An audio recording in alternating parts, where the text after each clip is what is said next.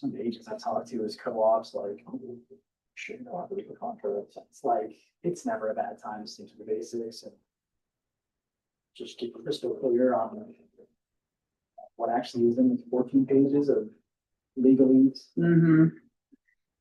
Well, it's the more I'm, There we go. the more I keep doing this and I have to call other agents, I'm like, oh, I'm gonna be so successful in this business because I know how to return a phone call.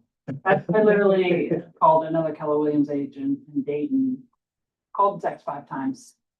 They do it differently at the date. Nothing. I don't know if it's the water. I don't know, but I'm like, hi, I'm with Keller Williams in Cincinnati. Hey, Yeah. Eco team. Okay, you should be good. Awesome. If someone, I think it was Sam Marine that I sent the link to, if she Okay. ends up joining, it'll pop up right here Gotcha. and you can just like click on admit. Sure. Okay. But you should, other than that, you shouldn't have to touch the computer at all. Perfect. I will try not to break anything. I feel like it's hard to break that. So I think you're good. I Famous last believe in words. you. Yeah, no. Thank you, Jenna. You're welcome. All right, so yeah, today, the objective is to go over the purchase contract. It's gonna be kind of high level, but I've highlighted some things that I found to be throughout the contract that I found to be important and to make note of, because we'll go through each, portion as we hit each section. So really the goal is to walk away with hopefully a more clear understanding of certain nuances in the contract. I can address any questions that come up and just go from there. So let's just start with section 1, the property description. Of course, and again, a lot of this will be autofill through .loop or DocuSign. So the address, of course, city, township, the zip code and county. And then I also highlighted the parcel numbers and why might that be important that the parcel numbers being highlighted? One property may have 2 different parcels or more than 2 different Yeah. parcels. Address might not match the parcel. Because it's really the parcel you're selling, Correct. not the address Yeah. necessarily. For sure. That's exactly right. Both of you are right. Yeah, no, for sure, because also if you sell attached if you've ever sold an attached townhome or condo, there might be a parcel number for a parking space or a detached garage that is a separate parcel number as well. So yeah, making sure the parcel number matches what you're actually selling, and then if it's vacant land next to it, if there is another dwelling that has its own parcel number as well. So Now, are you getting the parcel number on the county auditor site? Is that Yeah. the only spot that we should look for that at? that's my first go-to. Okay. And sometimes, because I do not let it up to the listing agent in the MLS, sometimes if there's vacant land attached, or if they're selling another parcel, I'll trust but verify, and the county website will usually be able to tell you that. Like, Gotcha. 153 Main Street, oh, okay, there's, 2 parcels, make sure to include those. Is that the only spot that we should check? I guess is what I'm I asking. think so, because everything kind of funnels through the county in terms of recording, things like that. So I would Hamilton County or Butler, Warren, Claremont. Okay. And you list all the parcel numbers in that spot. Correct, yes, Yes, comma, then. just separated by a comma, that's correct. Yep. Okay. The timelines, so, time is of the essence, in regard to any of all timelines. This is actually one of the most important things highlighted in the contract, I think, because all of the timelines start the day after contract acceptance. And I had an agent one time who was getting kind of fly with me, but I had to remind her because she had thought our inspection time period was up. All of the timelines kick off the day after contract acceptance. So if you have a 7-day and we'll get to inspections, but if you have a 7-day inspection period, if Kendall and I go under contract today, that 7-day period starts tomorrow. That earnest money period starts tomorrow. So that's, that's really important because the state Ohio contract, which you can accept, I actually accepted one last weekend. Mhm. I don't know why. They couldn't fill out the board contract. Regardless, there is no verbiage that says, like, everything is just days. So, our what is called in here, our consideration period for the inspection, that's called a remedy period, and there's no day after contract acceptance. So if we have 3 days, if we get it today or Monday, it's Monday, Tuesday, Wednesday. We need to have our counter back to them. This is the day after. So it depends on if someone sends you a contract on this, great. If they send it to you on, The state contract, yeah. who does that? I've only probably one out of 50 contracts. I Okay, get like that. So it's a random, and then that is the dates. That's not following the day following. Correct, yeah, those are just, Whatever the date Yeah. is, it starts that day. yeah, and I won't say much different contract, but I'm so familiar with this one now. It is different. Mhm. So. Is that the one that just says Ohio and has like the little The Ohio logo. flag? Yep. On the left Yeah. top corner? I've seen that. Yeah, and now I am familiar with it, so like I didn't rebuke, but you can straight up call or text, email the agent, say, hey, we want to get this on the RAG C contract. What I think what happens is some of these agents, maybe if they're out in the rural area or a different market, they may not have the forms like this. That's right. Mhm. So I sold my sister's house out of Lake Winoka one time.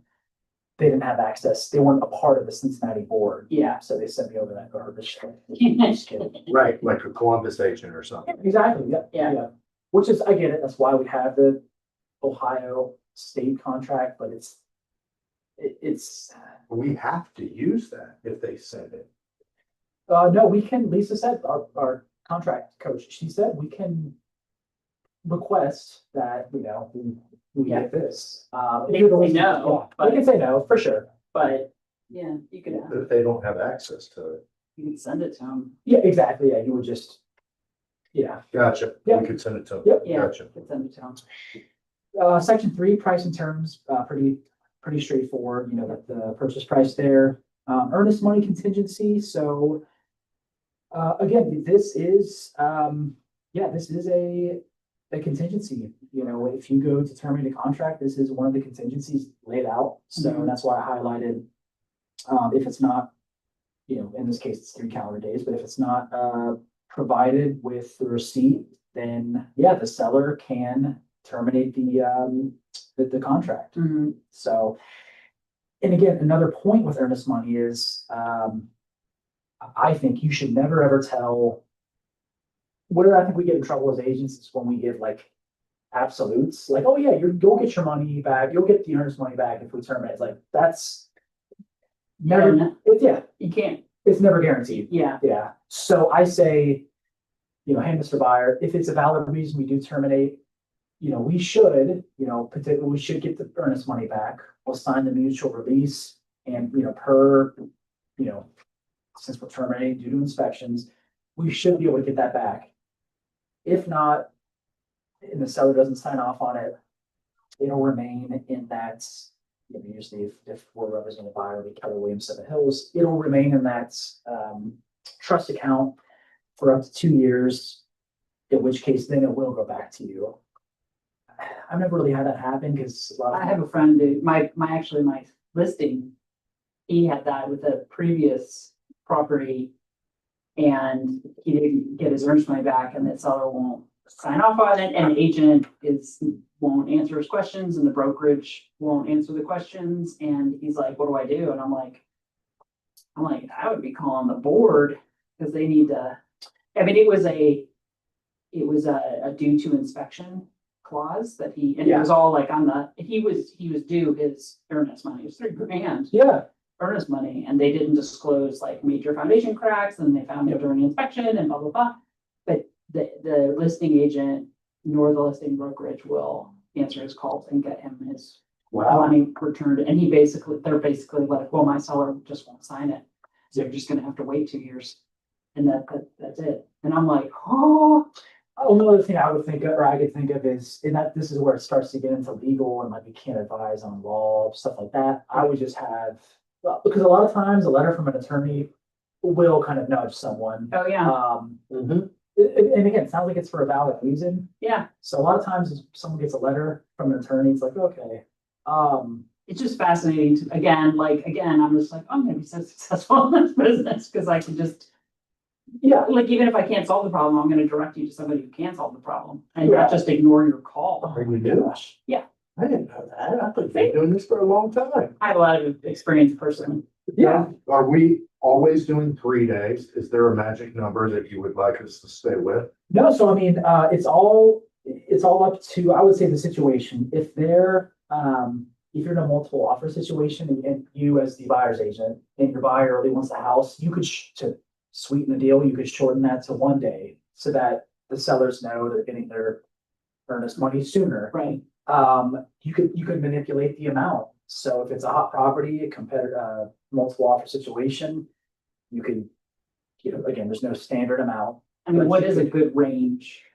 Traditionally, if it's just like, there's no other offers, your buyer wants it, like usually 1% or so usually tends to suffice. Okay. A $300,000 home, might be $3,000. Yeah. Um, if it's a really hot property, to show some more skin in the game and say, hey, we could come in at $6,000. Yeah. Show that we're a little more serious on the front end. So yeah, 3 days is usually fine. 3 calendar days. So I don't know if it's this class or a different class. How would they go about paying the earnest money? Yeah, so we with the brokerage have what's called payload. It is electronic. Transfer? Yep, electronic transfer. Yep, thank you. That's you just when we go under contracts, there's a next steps. I'll long story short, there's a link you can send your client and they can pay automatically and it automatically gets deposited with Cool. the brokerage. Cool. If not, if they want to do it old school, that's cool. That's cool too. We just need to make sure we get it in time, drop off a check. To here or Yeah, TNG? here, Lindsay. yeah, Lindsay, yeah. So they would come here. They wouldn't go to our team office. So Ally can process it. That's fine too. Either way, it's coming to the brokerage. I would just say for simplicity's sake, TCG office, just because she'll be able to process it. And they're probably, if you're doing a consult there, they're probably familiar with that office. Yeah. I would just run it through Ally. Okay. Yeah. Yeah, so the rest of this, all the way down to 38, this just says, I would advise against because, if you get a buyer, if you have a listing, you're a listing agent, and the buyer's adamant about having the money held by some attorney that's you don't know, it's kind of, Lisa has a story. It's kind of shady. I don't want to say it's shady, but you lose some of the leverage as opposed to an actual broker, real estate brokerage account. So this just says down here, it can, it needs to designate who is going to hold the earnest money. I would just strongly recommend, if we are the buyer, having it with Keller Williams Seven Hills. If you're the listing agent, Where are you seeing that? kind of towards the lines. 35? Yeah, I mean, really, it starts from 21 all the way down to 38. It just kind of outlines, who's holding the earnest money, what should happen if there's a dispute. So what is this box for separate escrow terms or attached on 35?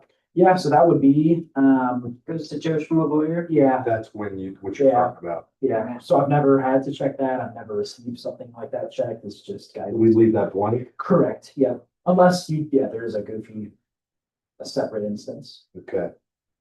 Line 39 balance, this just says, of course, at closing, the rest of the purchase price from the earnest money will be wire transfers of certified cashiers, or from a trust account, pretty standard there.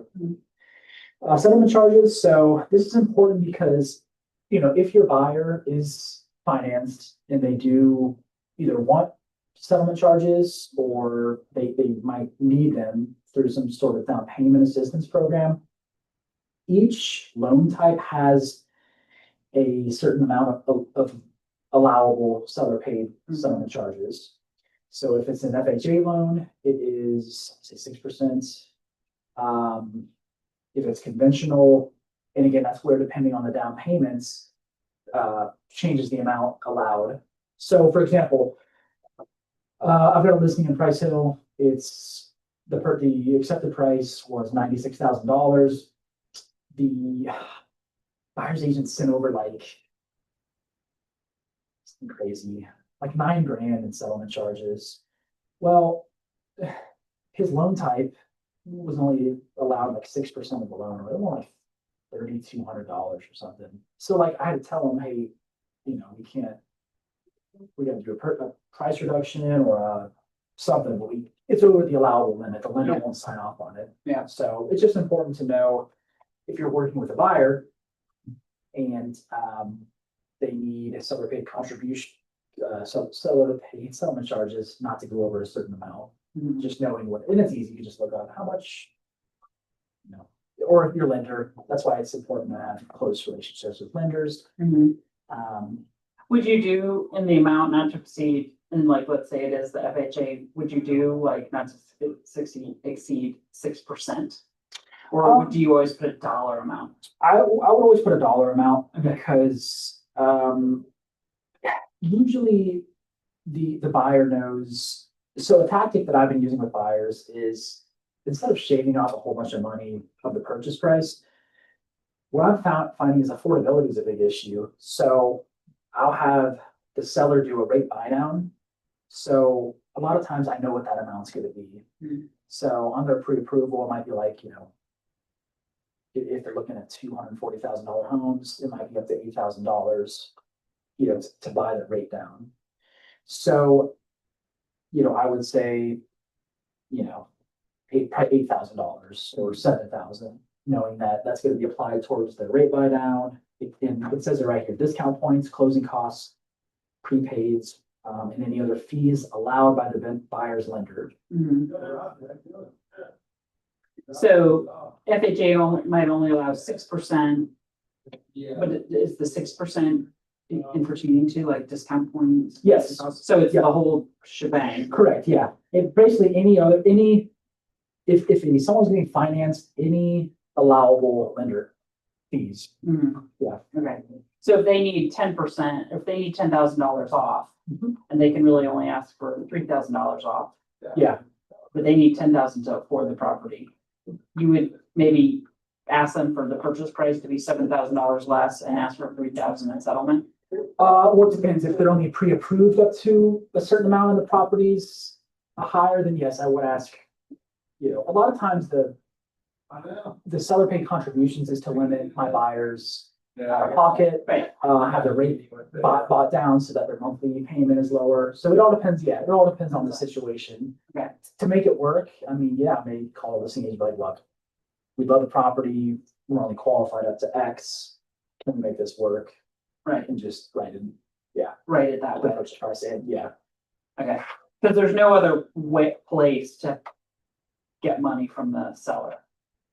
Right here, in this contract. Yeah, I mean, correct. I guess I'm just not understanding that though. What's up? So on the settlement charges, Uh-huh. why would I put anything? Why wouldn't I just put NA and just discount and give them the lesser than offer? Well, because here's the thing. An extra $5,000 or $10,000 off the purchase price on a monthly, if an interest rate is, let's just say 6% or 6.5%, from a monthly payment standpoint, if you just ask for like $5,000 or $10,000 off a purchase price, let's just say it's $275,000, that might only be could be like 40 or $50 a month. Mhm. If you're able to ask up front, again, it has to come from the seller up front, let's just say $10,000, you're still offering them full asking price. If you do what's called a temporary 2-1 buy down, your buyer's first year of interest rate will be 2% lower. So it could be 4.5%. And then the next year would graduate to, it would 5.5%. And then the third year would be whatever the market rate is.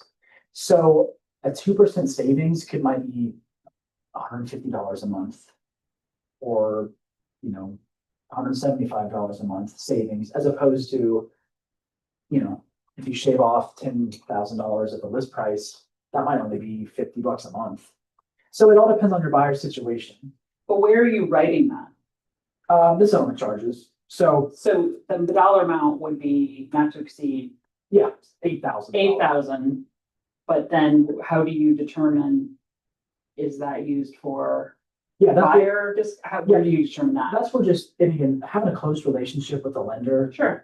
knowing up front, like, hey, if we wanna buy down, Cost. yeah, Ryan's, if we wanna do a 2-1 buy down for Ryan, Mhm.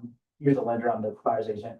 What does that look like? How much will we need to ask for total? And I'll probably, well, if you're offering 250 and you want a 2-1 buy down, $7,000. So we could ask for 8, and maybe that 1,000 would be applied towards appraisal. Yeah, and title. Discount, yeah, Yeah, okay. so. Does that make sense? Are you new? Yeah, well, kind of in a way. Yeah, basically, yes. So I just don't I understand. can have Kevin if you want, we can like go over some buy down scenarios and situations if you want, if that might be helpful. Or if that's what, Yeah, I think that would be helpful. yeah, it blows my mind how much the savings on a rate buy down can be. Yeah, well, So that's the information a loan officer would tell me to write in the contract. yes, So it's not something that I need to figure out right now. Correct. The loan officer will say, Ryan, you need to write this contract. yeah, you just ask like, hey, based on, 'cause I've got some first time home buyers right now. And, how much their monthly payment is always gonna vary depending on the purchase price and then the property taxes. Mhm. So like, if I'm for sure that we're gonna write an offer, I'll call like, hey, how much should we ask for? Ballpark, to get their buy down, to get, Whatever their fees are, the Yeah. bank fees, the title fees. Yeah. and they'll tell you. Okay. But remember, we can't, it's, we're kind of, I hate to use this expression, we're kind of a jack of all trades, master of none. We really can't advise finance, tax, law, inspection, things. That's outside of our scope of expertise. That's why having those trusted, like a lender, really run the figures, to get you itemized, like, hey, this is what they need to ask for. Because what we're doing is we're writing $8,000 in here.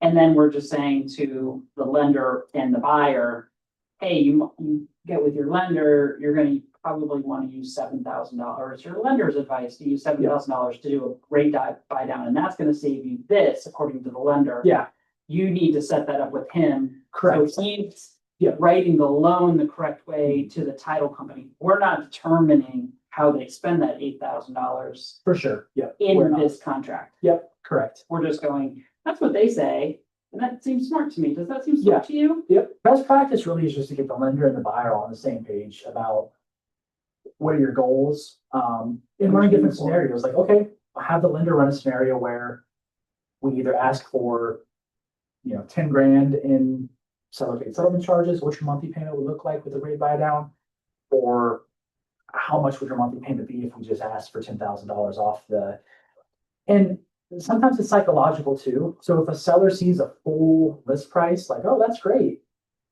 It's an ego thing sometimes. They may not even, or their listing agent may not do a good job of explaining, oh my God, you're paying $10,000 and You're bending over at the time of Yeah. closing. the net is the same to the seller. Yeah. But, it could drastically change your buyer's monthly. It can make the house more affordable, let's just say that. Plus, even though it's 10,000 isn't a lot, but it makes our purchase price higher and our commission higher. That's totally the byproduct. But it's also, I mean, it is the buy down points. I mean, anytime you can lower an interest rate is like, it's an exponential savings. It just compounds and compounds and compounds. Sure. Yeah, So that is actually the way to go as opposed to, and you're right. like when somebody goes, oh, they're gonna pay me $250, that's my list price. Yeah. And then it's like, oh, Wait till you get to the, oh, oh, sorry. I didn't hear it beep, I'm sorry. It did not be. I think it's a silent killer. I think she should be in now. Hi, Simon. Hey, Samreen. All right. We are on, if you want to follow along. Yep. There she is. There she is. So we are on the top of page 2 of the purchase contract, the one view, the Cincinnati board. So we're just starting section 4, financing contingency.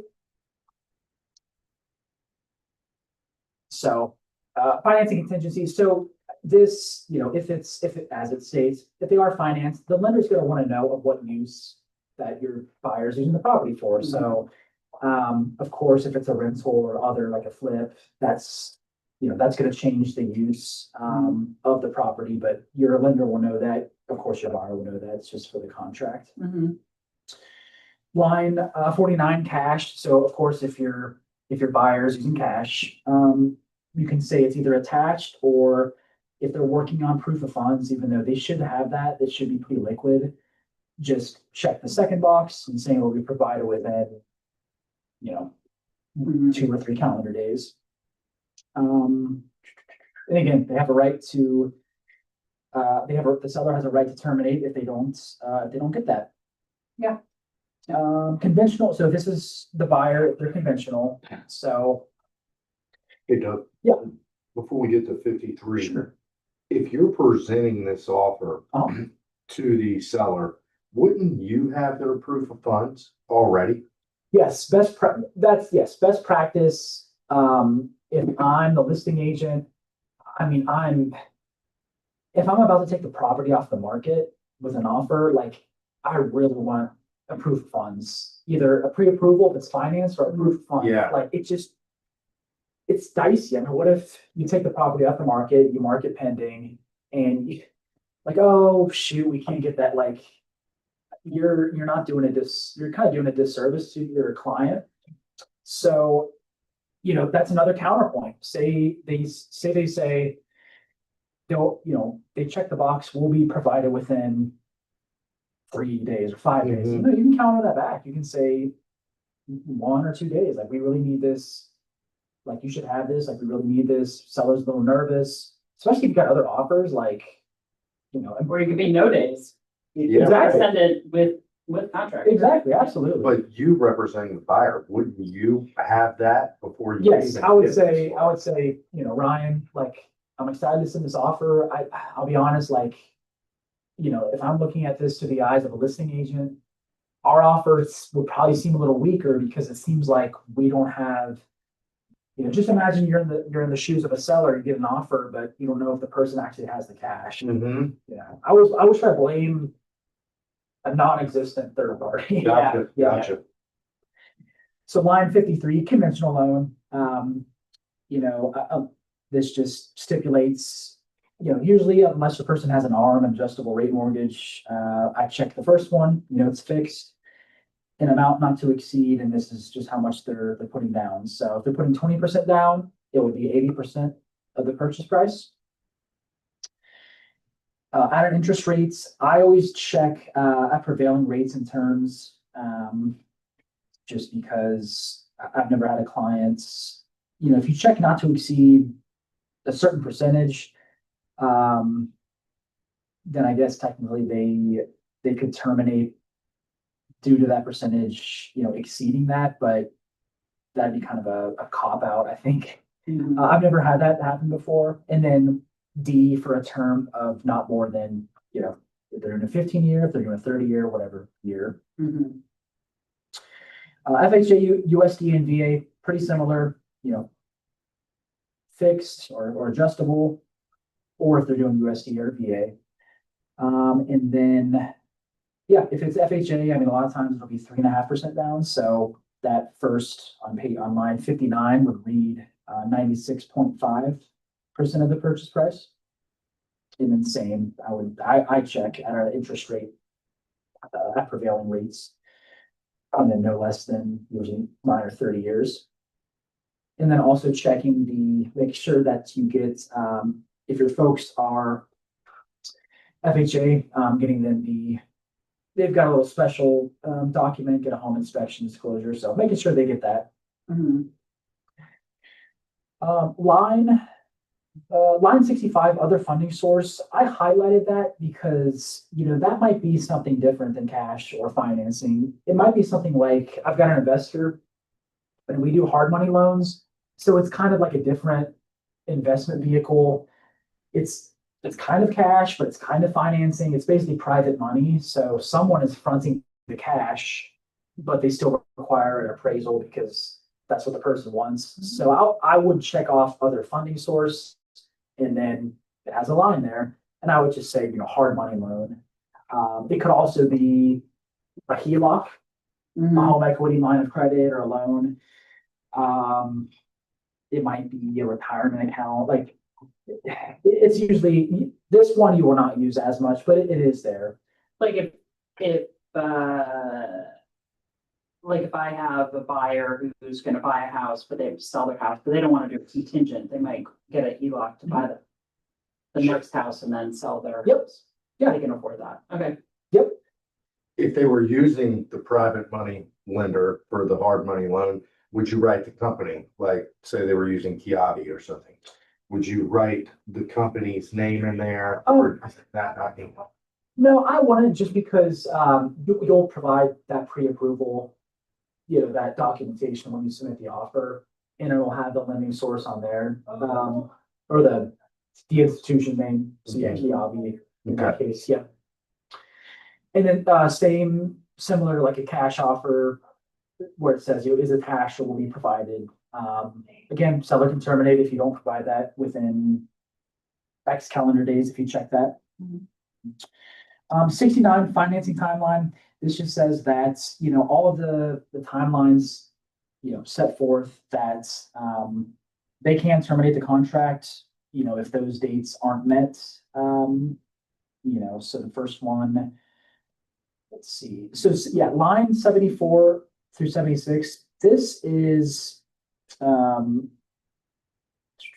yeah, so kind of how Kendall was saying, this is the portion where it says, whether this offer is contingent or non-contingent on the sale of the buyer's other real estate, and, is attached or shall be provided to seller within X amount of days. So this is referring to the, a pre-approval letter. So do you have it attached, or are you going to attach it within X amount of calendar days? 77, intent to proceed. So this is basically, and again, we've got it pre-populated for 10 days, just how we do it at TCG. We can always change that, but really this is just, saying the buyers pick out the lender, they're gonna move forward with them, and, they've named the lender, and the lender has kind of started the preliminary work on proceeding with the loan. 81 through 85 goes into conditional, loan approval. And so this is like the lender checking out a lot of the buyer's credits and, income, debts, and assets. So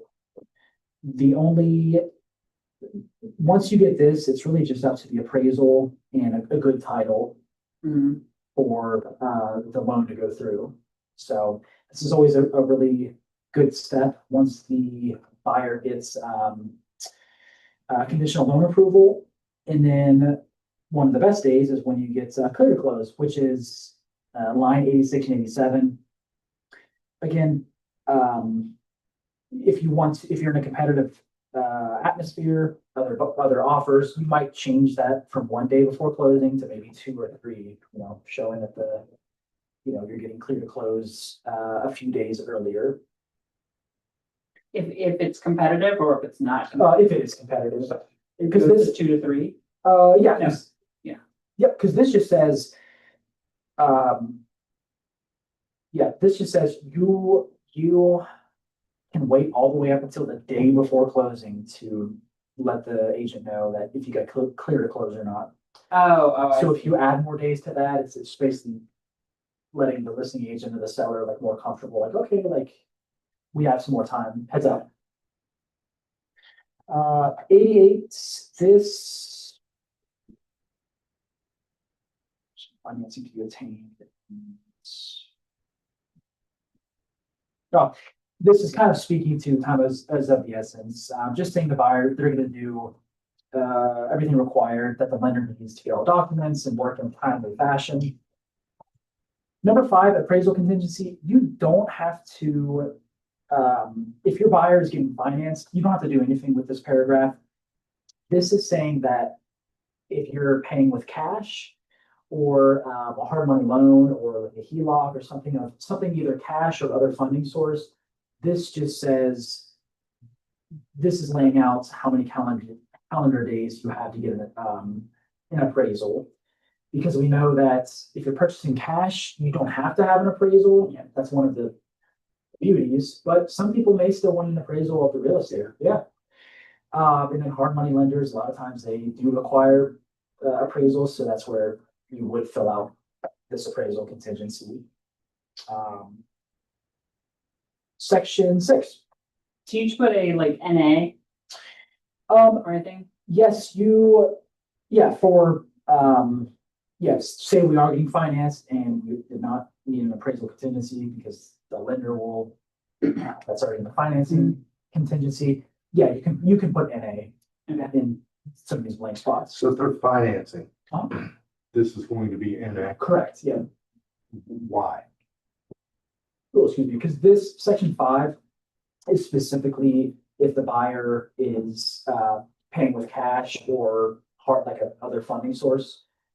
So the appraisal contingency is already built into like the financing timeline. Gotcha. The lender is gonna do, the lender, if it's conventional, USDA, VA, whatever, they're gonna do their own appraisal. Unless I have a buyer put down, like, he was really solid buyer, put like 25% down. They actually waived the appraisal, which is great. So that, yeah, the lender will have their own appraisal. So this would be a third party appraisal. Okay. Yep. Section 6, inclusions and exclusions of sale.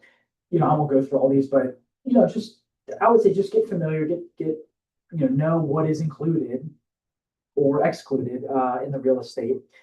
I highlighted parking space numbers. You might, and this is very important, you might sell a condo or a development downtown or somewhere where there is a designated parking space. Some folks lease that. Oh, yeah. Yeah, so again, this kind of goes to the condo example we used earlier. If there's a detached carport or parking space, if it's an HOA, usually just knowing, making sure you specify.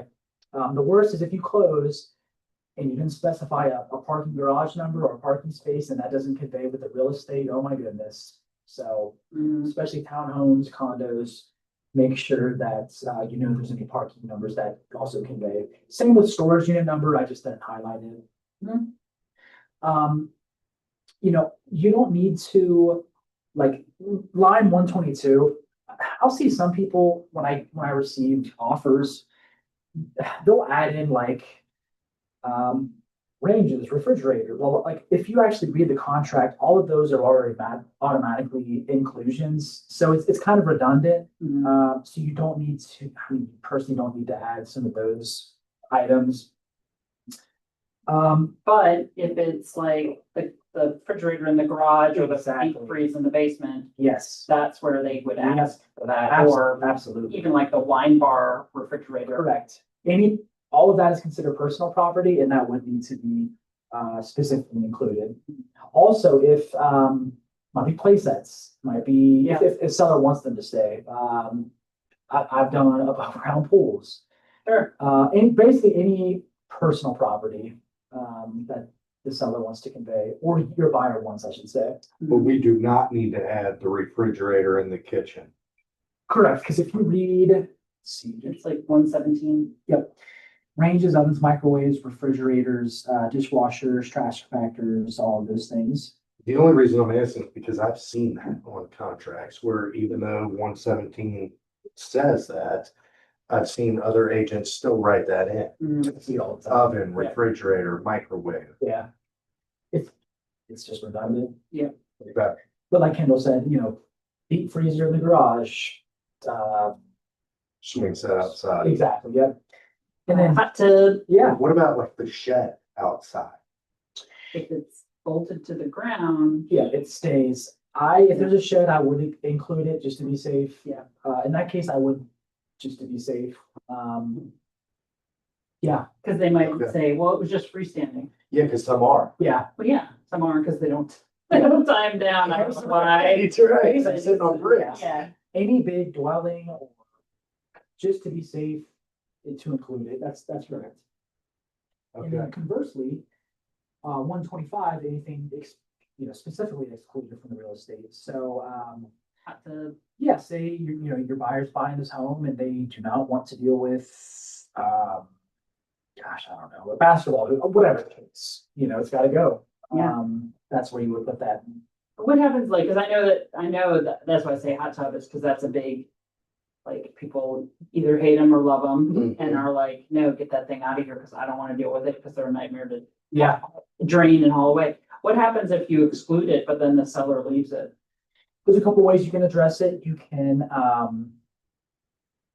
if your buyer's like, you know what, that's fine, you can Right. just do it. You can hold up closing, which is again why we do our final walkthroughs. Yep. In which case you can delay closing. Now, if your buyer, like, they got the moving trucks, Yeah, blah, blah, blah. Yep. I would immediately call the title company. Well, I mean, first I would call the agent, like, what is going on? right. But then set up an agreement where, like, there's an escrow holdback of however much, $5,000 until they get that damn thing removed. Yeah, They're not getting 5,000 of proceeds. Right. Or whatever. So that's probably what I would do if the buyer's in a pinch and doesn't want to hold up the sale. Mhm. Or can't hold up the sale. right. Mhm. Because then it would they don't get to remove it in 60 days to the satisfaction of the buyer. Yep. Then the $5,000 would go to Correct. the buyer to remove it. Exactly. Yeah. Yep. Okay. These hot tubs are one of those things. Yes. People Yeah, you're right. hate them or like, Around pools. Well, yeah, that too. they're now with this new revision, they are actually now as an inclusion. So make sure, The hot tub. yeah. Yeah, they are. Yeah, I remember that. Yeah. Section 7, terms of broker compensation. So of course, outside in law, fully negotiable. Lines 128 through 138, just, stipulate the buyer is, represented by Ryan Turner, Kevin Williams, Seven Hills. I guess we want to be filling this out if they were self-represent, like they wouldn't be an agent, so that's kind of redundant. And then the buyer representation agreements and broker's compensation. So this just outlines, whatever you have decided to charge your buyer. That's, you're gonna ask the seller to pay that amount. And it just outlines in line 150, the buyer is, remaining, is on the hook for any remaining, if you charge 3 bananas, Right. the seller's offering 2.5 bananas. Technically, unless your buyer wants to walk or, well, you already have an accepted contract, but your buyer will be responsible for the extra half a banana, Mm-hmm. but the buyer agreement outlines that too. So, and you could write seller agrees to pay 0 or you would just do a dash and the bananas percentage.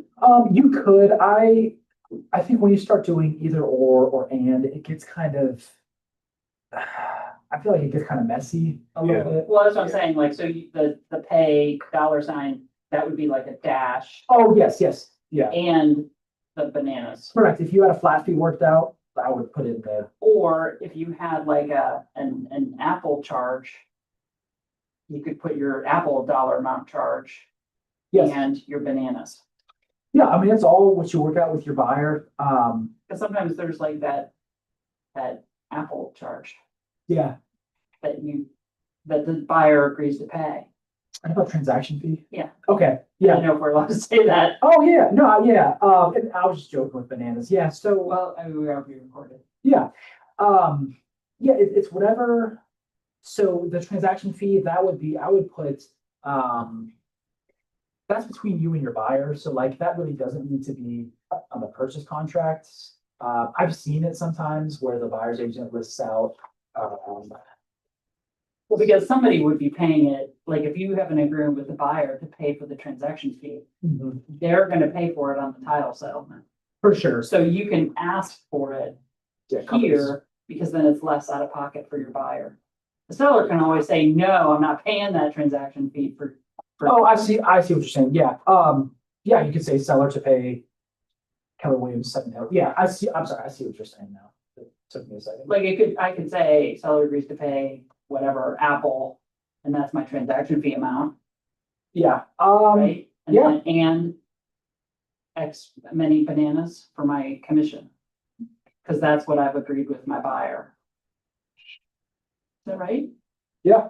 Cause it all goes to the brokerage, correct. but, or does it need to go in the other terms for payment of compensation? Cause it's a transaction fee. And not really compensation. I think it would either go 153, or there's also company specific provisions where I've seen it. I've seen it laid out. With that, I can get with Lindsay, maybe. Okay. I know at TCG, we just don't. So You not that's forward what, it to that's them, what I or- was about to ask you, because, it's kind of just the cost of doing business. The buyer should be paying for that. Are you actually writing that into the contract to ask the seller to pay for it? Because I don't think that I would. I haven't, I mean, we've got the signed off one page, Yeah. our transaction fee, and it just goes on the Alta, because the title company will send the realtor sheet to Sam or Jenny, and they'll fill it out. And if the seller was looking at an offer from someone that's asking for it and someone that's not, and the offers are the same, but you're asking them to pay this $700 compliance fee, you don't want to blow the deal over a freaking compliance fee. No, for sure, Okay. yeah. So that's, okay, so that's why you wouldn't necessarily put it into a purchase contract. That would be on the buyer side, that would go to the title company. Correct. Now, if Okay. like property's been sitting 120 days, if you want to just take, hose them over, and Right. you could, sure, I'd pay it. You can try, is Yeah, what you're You saying. try. Yeah. Okay. Okay. You can have the seller pay, property tax, like there's title insurance, you can have them pay Yeah, a lot of stuff. because the home warranty, title insurance, Yep. inspection, all that. Even transfer tax, well, they're already paying that. There is recording fees and all that Yeah. kind of stuff. Yeah. But that's not the norm. Correct, I have not. But you've only been an agent for how long? 3 years? So it could become the norm depending on the market. So that's the thing with the market changing, I mean, Because I've bought property where we've paid the buyer. Mhm. I've bought and sold property where we've paid the buyer, like, every single thing the buyer asked. yeah, Because it was, 15 years ago or 10 years ago when the market was different. Yeah. And they will ask for, it would be like a home warranty, title insurance, all of the costs. Yep. And I would pay them because that was the market. And that's what everyone asked for. Yep. So it could come back. You're right. Okay, so thank you for asking that. line 156, so, this just says, we cannot, if you've got a compensation amount with your buyer at X percentage, we can't ask for, more than that, for the seller to pay, so. Yeah, 162 through 166 just says, hey, seller's gotta pay their listing agent. And if they don't have the money at closing, they gotta come up with it some way, which is short sales, which are not fun, Yeah. where sellers bring the money to the table. Mhm. 167 through 172, section 8, certification of ownership. This just says that the seller, they own everything listed in section 6 on the page before, and that's, they're the owners of the title, and that's, if there is a spouse, that they're conveying, they're able to convey over the real estate. Mhm. Yeah, if there's a POA, then like, there's documentation needed that's saying like that person can execute the sale. Yep. Section 9, seller certification. This is, a lot, I mean, I've got this highlighted. A lot of these aren't as common, I would say. So the listing agent usually will tell you if there's some of these, like, for example, like floodplain, that might be one where the listing agent might disclose, but a lot of times, all of these are no's or are nots. And we go over this like during listing consultations, I'll just go over each section, like, Mr. Seller, like your home is not located in a historic district, right? Like, and just go through all the You things. put the tenant. Yeah, the only one that probably is, I would say, the most common is if you're shopping condos, townhomes, line 193. It might be subject to something like an encroachment, a shared driveway, or party walls. So like in attached condos or townhomes, you get those walls where, the walls are attached. Yeah. Yeah. Something like that. Line 195, tax abatements or homestead exemptions. So if the seller, is older and does claim the homestead exemption, that could be. Because would the buyer, I mean, because we're the buyer, would we be, as the buyer, clicking all of this, or do we submit this and the seller answers it back? Correct. I do it that way, Kendall. You leave it blank, Oh, I'm sorry. you click no. Yeah, I click no, and then if there's any corrections, they'll set up the listing agent, like, hey, Yeah. actually. We have an encroachment. Yeah, exactly. Okay. No big So deal. you're clicking no on all this as you're sending this contract over? Correct, as I'm autofilling and filling it out. No. Says you're a buyer. Yeah, Okay. yep, Because if you were the listing agent, you would have all this answered in the other Listing consultation. Yeah. Wednesday. Okay. Section 10, HOA condo association, so, all of this, if the property is in an association, this just outlining, it's pretty straightforward, if it is an association or not, if there are any pending assessments, any mandatory fees imposed on the real estates. And then this is kind of a newer ones, line 209. If the association requires, capital contribution, so it might be a one-time $500 contribution to the association. Mhm. And then, how much the seller is certifying, how much the fees are, and of what frequency. And then I'll also, if this is an HOA, I meant to write this down, on line 214, I'll write no exceptions if I'm representing the buyer. That means there's no exceptions, there's no violations, there's nothing currently outstanding. That way it kind of protects the buyer. Like the seller knows an assessment is coming, it just hasn't arrived yet, but they've been notified it's coming, but they don't disclose that. We put all that, no exceptions, and then if it comes out afterwards. Yeah, That's correct. You're protecting your buyer. Now, what if it was a single family house and we're not worried about the HOA? Are we writing NA on? Oh, yes, I should have. So the second box, yep, is not subject, does not require capital contribution. Yeah, And then in that situation, we're leaving the rest of this blank? yes, you can put, so as we get to line, for example, like 221, and we are talking about single family homes, not in an association. Mm-hmm. You just put NA, where it says within blank calendar days. So, But if it is a condo, what would you put there? yes, so, if it's a condo, and again, I highlighted this because, the document delivery period, the disapproval period, Mhm. again, these are termination points, we advise our sellers, we always, when we list properties that are in a homeowner association, we tell our sellers like, hey, we're not gonna go live until we get all these documents. And it's kind of for your own good, because this is a termination point in the contracts, the buyer, if they don't get the documents delivered within, X calendar days, Mhm. they can terminate. They also have a disapproval period. You can't control that one as much. That one's a little more BSE, but they can technically terminate on that one as well. Mhm.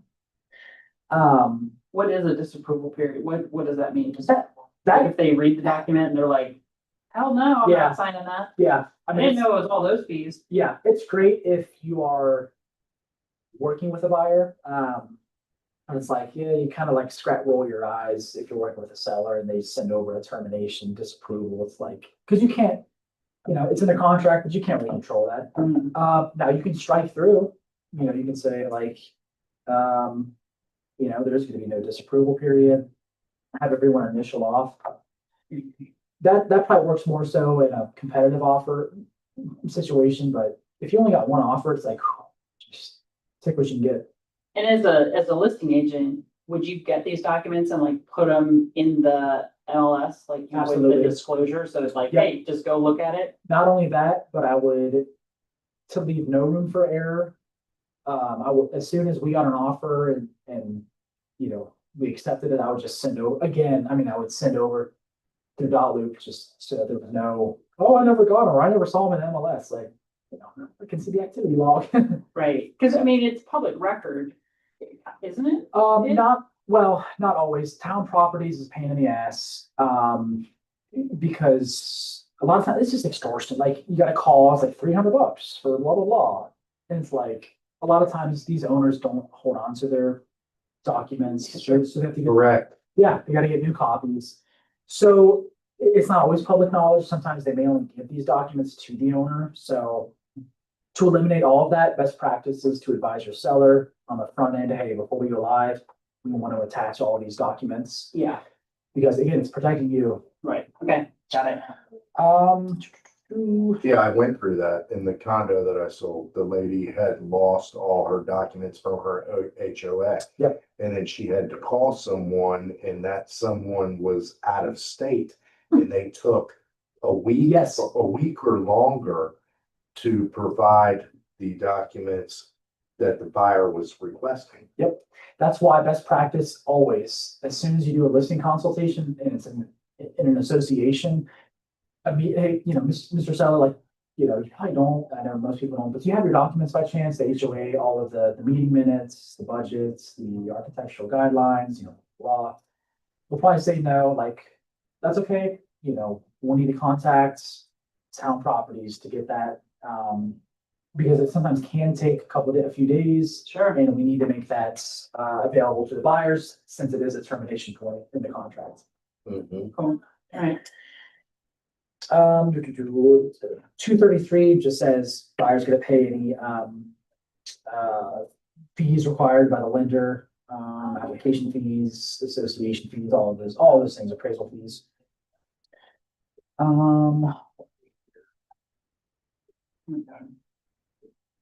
Yeah, I think we're running a little behind. Can we hit highlights? Yeah, I don't know, Ryan, do you want to go through every single section? I don't care, whatever you want to do. Well, we're running up on an hour already. And we're at 5:14. Is there a part two? Could there be a part two? Lisa will probably hit, you and I can do a part two if you want, or we can do another 3-4 way. I mean, I'm finding this very informative. Yeah. Well, let's do, Can we do a speed round just to? For the time? yeah, and Because then, I've gotta, and then we can get together. Sure. Sure. Yeah. Section 11 maintenance, this just says, the home, the property has to be conveyed, the way you guys saw it, and wrote a contract on. Yep. 48 hours, you do your final walkthrough. Yep. If you want, it's required, or you're able to. Home warranty program, section 12, again, if you want a home warranty, how much and who's gonna pay for it. Mhm.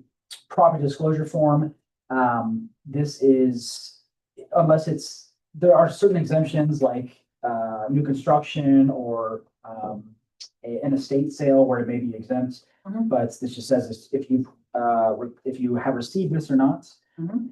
Offsite acknowledgements, this just says you can give resources, but in terms of checking out sex offenders, utilities, noise levels, your buyer ultimately is responsible for doing their due diligence. Yep. Section 15, inspection contingency, the next really couple pages outline the whole of the inspection, consideration settlement period. Mhm. So the buyer can have a full inspection should they choose. And on page 7. And then this is where it starts breaking down into, if the seller doesn't respond to your defect notice, which starts off the consideration period, that means that they agreed to do all the fixes. So buyer has a period of how many, like 5 to 7 is typical right now? So yeah, for inspection period, I usually write 7. Okay. For consideration period, I'll sometimes write 3 or 2. And then for the settlement period, That's 330 is the consideration. yeah, so that's, how many days the seller has, to come back. Yeah, to your request for repairs. Right, so like you say, here's my list of 10 things, and then they have 3 days to get angry and then come back and say, well, we will only fix 5 of these things. Correct. And then you can come back and say, okay, I will accept those 5. Yep. Boom. Yep, and that's you would now be in the settlement period, that final period. And Yep. this is consecutive. No, each deliverance. And so like if we have a 10-day inspection period, we do our inspection the first 2 days, we send our defect notice day 4. That ends the inspection period. And as soon as we send over our request for repairs and inspection, we are now in the consideration period. They could have 3 days if they're like, so like my one client is just type A, they'll let you know the first day. That ends whatever counter they send, that ends the consideration period. Yep. And we're now in the final phase, which is the settlement period where it's like, poop or get off the pot. Right. And the settlement period, you would say 3 days. Or- It's Or usually, most folks know 2 to 3 days is usually fine. Okay. Most folks know by then, like, you know what, I'm not gonna do this, or, Right. okay. Because it's like, I asked for 10, 10 things, the seller said, no, I'm not gonna do any. And then the buyer's like, all right, they didn't get my bluff. And so either they buy it, Yeah, or they're like, no, we're walking. if your person's fine to walk away, that's fine. Yeah, okay. Yeah. Is it normal on line 258 for the buyer to request a home warranty from the seller? Like what's the norm there? I've got a listing right now and we are giving them home warranty, we're giving them title insurance. We came off about $8,000 from list price, like, yeah, it happens, yeah. Especially if there's pieces of equipment that are older, but still functioning. If the furnace is still working, no seller is gonna put in a new $6,000 HVAC system. But if it's still running, the inspection company gives their blessing, but like, hey, we just planned for a new system. A home warranty is a good way to be like, okay. It's kind of ease their minds. Yeah. Especially first-time home buyers. Yeah, We always pay for them, and I was always like, you're never gonna use. It's fine. Gotcha. Yeah. But I think that market is starting to come back, Mhm. where even though the pricing is high, the buyers are starting to ask for more, Mhm. because it is our market. Yep. Section 16 survey, this says that the lender may require a survey, but it's not part of the financing portion. It's its own separate portion. And so section 17, insurance contingency. This has become kind of a hot button item lately with how expensive insurance is, as well as how tight underwriting is done. Yep. So, it used to be auto-populated for however many days. Now you actually have to write it in. So be sure to write whatever usually 10 to 14 days is what I found to be fine. Okay. Yeah, Oh, sorry, No, you're on line 356. Yep. The other, yeah. so what is this? Yeah, sometimes I might write mold there. Yeah, that just means that, you know, we can terminate unilaterally without sending a defect notice if mold is found, and we write that in there. Right. Yep, okay. Seller's cooperation, section 18 just says seller's gonna work with all, gonna make sure the property is, all the utilities are on during the inspection. And this is why in line 394, 396, this kind of supersedes line 390 and 391, saying that, hey, the buyer can be there with the inspector without the presence of a licensed agent. Got it. Yep.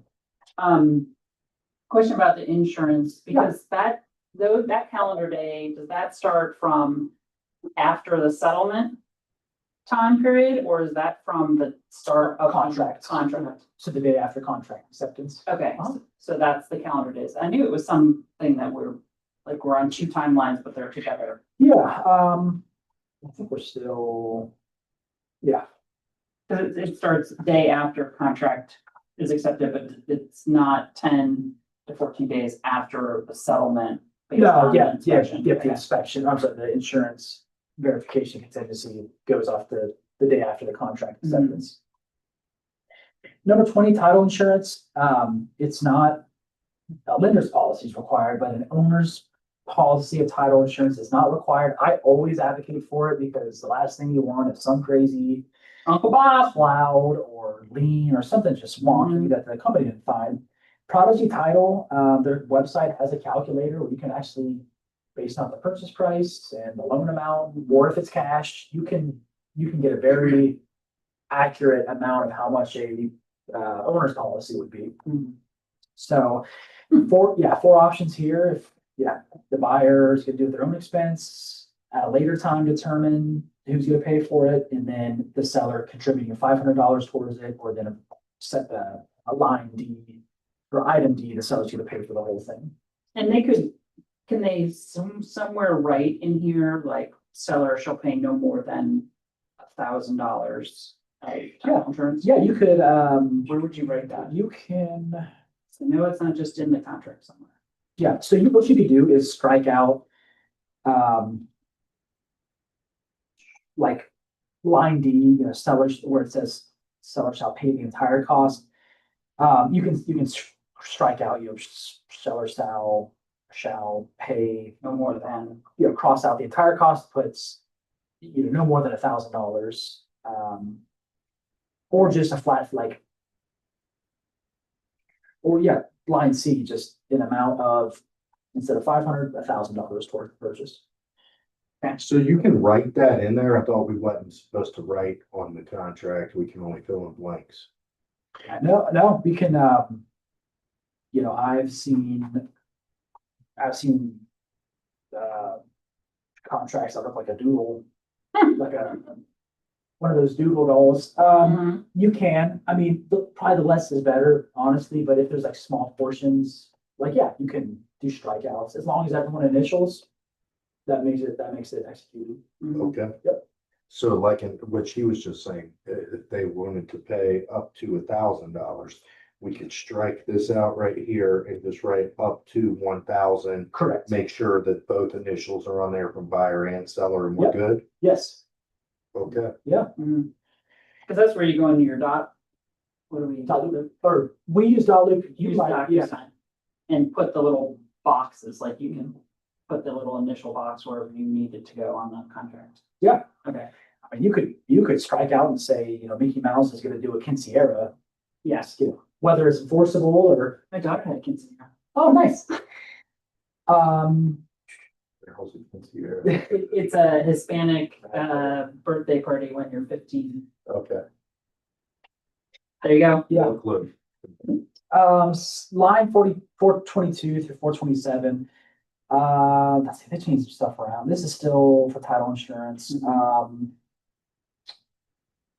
Yeah, this is saying, so when when the title company is doing their title work, the buyer is offered a discount, during the process because the title company is already doing their work. So this just says that, like, hey, after closing, if the buyer wants title insurance, like, it's probably gonna go up. Just, that's how it is. 428 prorations of real estate tax and assessments. So, Montgomery County, they do the short proration method of taxes, but Hamilton County, all, Warren, Butler, Claremont, taxes are prorated. So depending on the time, and again, I don't explain this too deeply to clients. I just say, look, depending on when we close, there's going to be some sort of proration for taxes. The sellers have paid property taxes since they're in arrears, 6 months in arrears. They paid up to a certain amount. When we close, the title company is going to balance those figures, and depending on the time of year we close, the day of the month we close, there's going to be some sort of proration where they pay up to a certain amount, and then you'll pay up to a certain amount. Because we don't have to check this unless it's being used as a farm or Correct. there's a short proration, and we would know that by osmosis of which county does Yeah. that. Yeah, Or or that's just something learned knowledge. yeah, or if you're, I don't know if your buyer's like super, I won't say savvy, but if they really want the taxes to be the short method, I guess the short probation method, they could do that. I've never, unless I know I'm writing in Montgomery County, check the short probation method. Okay. 451 assessments. Yeah, all closing proration shall be final except for the following. And I say, I say for this, no assessments. Yeah, no assessments. I don't want, that kind of protects my buyer that, I mean, it's done. There's gonna be no assessments that they're liable for. Like something that comes after. Correct, Yeah. yeah. New construction, you really don't have to worry about this, I think, because new construction have their own contracts, so I don't pay a whole lot of attention to that. I've yet to use it, I should say. Other prorations, if you're buying an investment property, there might be leases in place. This just says that any rents or security deposit amounts, those are prorated to, you gotta get the financials from the seller. Conveyance and closing. So this is where you would fill in which title company you want to use. And towards the end of that paragraph, it's just outlines, the title is going to be free, clear, and that's options. Yep, unencumbered closing. Yeah. Zoning, all that stuff. And that the seller can pay out of closing any encumbrances or liens, so that they'll get extinguished. How do you figure the date of the closing? If it's a competitive offer and I know my people can be aggressive, like, and it's financed, I might do like 21 days. I just closed I was the listing agent, but a VA borrower, it's like an 18-day close. It was insane. That's where knowing your lender will come in handy. Okay. For the most part, just to be safe. And again, it depends on your buyer situation, but 30 days usually tends to be fine. Cash can close in, 7 to 10, really. Yeah, or less. Yeah. So do you put the date or 30 days? I'll put the day because the boilerplate in there says it, if we can't close by then, we'll automatically get a 7-day grace period. So you put the actual date. Yeah, I do. So you it's October 10th. So now I'm doing my November 9th. So I'd be like, okay, it's October 27th, and I would It'll start on the 28th. yeah, I say we'll get accepted on the 28th, and I'll just like 7, 14, 20, and 28. And then this 30-day will be November 20. Well, that's terrible. It's Thanksgiving, but that would We might bump it, but whatever, depending on the yeah, holiday. for sure. But is it from the date of acceptance? Yeah, Anyway, not settlement, but date of acceptance. correct. Okay. Yeah, so if we go under and again, I'm trying to think forward. Like if we go under contract tomorrow, 30 days from tomorrow. Yeah. Because usually, I don't leave offers open more than 24 hours. Yeah. That's as long as you leave them open. Yes, I may do 48 hours if the agent requests that, maybe the seller is out of state or elderly, or there's multiple decision makers. With the July or something. Yeah, I mean, yeah, for sure. Okay, all right, cool. Make D2, and that's where you put your buyers' names, legal names. Yeah, make D2, 497. 498, this is where, 498 through, just 510, yeah, 510. Post-closing, if need be, it can be kind of tricky, so definitely having a post-closing addendum if you're not closing, or if you're not taking possession that day. Say the seller needs 7 days to move out or hire a truck, or they just need to relocate, whatever the case. Because your leverage as an agent after closing, it's done, like the file's done. So having a post-closing addendum where it outlines security deposits, when they need to be out, if you're gonna rent back. Mhm. So that outlines. Permission of property, removal of Exactly. trash, Yep, exactly. personal possessions, blah, blah, blah. Yep. Okay. Agency disclosures, when we submit an offer, we submit, agency disclosures. Yep. And you have any company specific provisions. MLS and public record, acknowledgement after closing, either you, or if you have a transaction coordinator, this just authorizes them to upload all of that into the MLS. Sole contracts, handshakes, verbals, none of that works. This would be the sole contract, so everything would funnel through this. Mhm. General, Would you mind if I skip way ahead, because then I'm gonna go? oh, yeah, So just the 573, the expiration, Yes. expiration. Yep. Do you put a particular time, or do you, it's like, somebody was talking about it, maybe in bold, where they were saying like, I think Ohio is technically by law is midnight unless you determine earlier, but somebody was like, I'm not waiting until midnight, like, I don't want to stay up till midnight. So you can write in yeah, I whatever time you want. yeah, for sure. I mean, if I show a property that morning at 10, I might, it all depends. I might have for 10 PM that night, or, I've seen it exactly what you're saying. No one wants to stay up till midnight. I've seen it to where 5 PM, yeah, you yeah, it's all, 24 hours is usually a good. So 10, if you write a contract at 10 AM, it'd be 10 AM maybe the next morning. Yeah, you can do that. If you really want to squeeze the seller and shorten that period, You can do it 6 hours, yeah, or yeah, whatever. however. Okay. Some of these agents are older. You're not gonna wanna bother them at 11:59.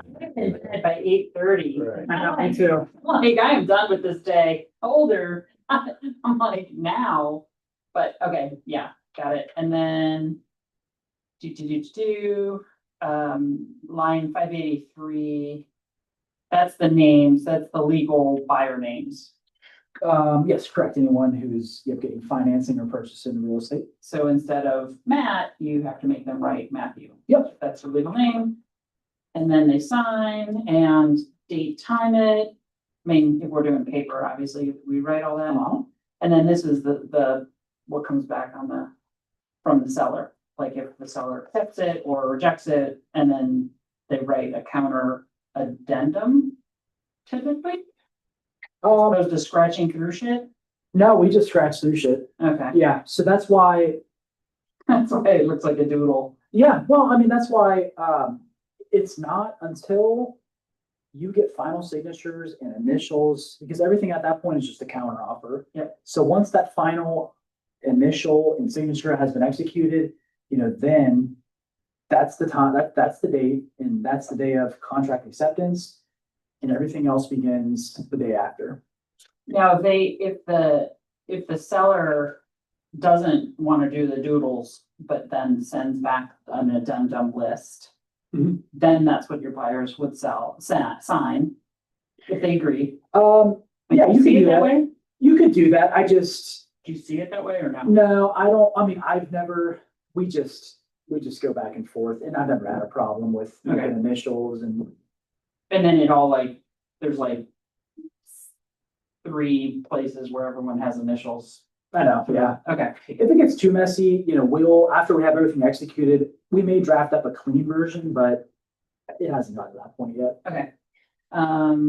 And then you, the last thing that's highlighted, you as the buyer's agent, fill out the acceptance date, time, like this is the administration processing that we fill out on the, Yes, yeah, which is important because if it comes back that your buyer didn't sign by 5 p.m., I mean, you want to have all that date and time in there. yeah, absolutely. That's, I mean, this is, plus we'll get kickback from, either Sam or Jamie or the compliance team, like, hey, we need a, you know, this truly is what signifies the date of final signatures. This is what makes it a bona fide contract, yeah. Yeah, and not under question. And then I've heard that this last page is like, this is where you can tell the difference between an experienced agent and not if they send this in the contract. Because I guess a lot of agents don't actually do this last. Oh, yeah, I mean, we have our buyer signatures pre-populated. Yeah. We'll have our, our stuff populated on here. Okay. I mean, we've got a transaction coordinator, so like, if they need to fill it out towards the end, they can. Okay. But yeah, Cool. Thank you. yeah, Per usual, you're always, I mean, that's why I like to come to your classes. no, absolutely. I've, yeah, we kind of, I don't know, we kept talking about. Yeah, thank you, Doug. Yeah, Well, there's so much. it is, yeah. It And really there's so many is. variations. Yeah, And then you guys can talk amongst yourselves if you want to, but you're doing Wednesday. Yep. 1 o'clock. Yep. For the listing. list to last. Got it. Wednesday is, what time are you doing? the 1 p.m. Wednesday? Okay. And then Doug, do you have to have like a